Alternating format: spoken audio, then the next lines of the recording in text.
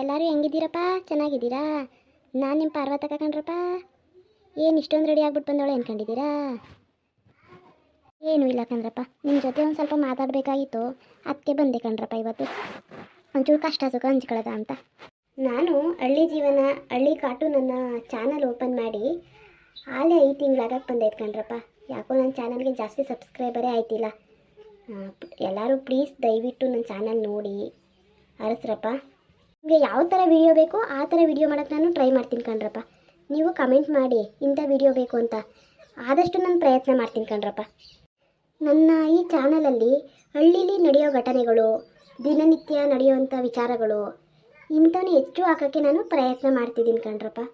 ಹಳ್ಳಿ ಜೀವನ ಹೇಗಿರುತ್ತೆ, ಹಳ್ಳಿಲಿ ನಡೆಯೋ ಘಟನೆಗಳು ಮತ್ತು ನಮ್ಮ ಸುತ್ತಮುತ್ತ ಆಗೋ ಘಟನೆಗಳು ಎಲ್ಲನೂ ವಿಡಿಯೋ ಮಾಡಿ ಹಾಕ್ತಿದ್ದೀನಿ ಕಣ್ರಪ್ಪ. ಪ್ಲೀಸ್ ಸಪೋರ್ಟ್ ಮಾಡಿ. ಈ ಪಾರ್ವತಗ ಕೇಳೋದಿಮ್ಮ ಇಷ್ಟೇ, ನನ್ನ ಚಾನಲ್ನ ನೋಡಿ ನನ್ನ ಹರಿಸಿ ಆರೈಸಿ ದಯವಿಟ್ಟು ಸಪೋರ್ಟ್ ಮಾಡ್ರಪ್ಪ.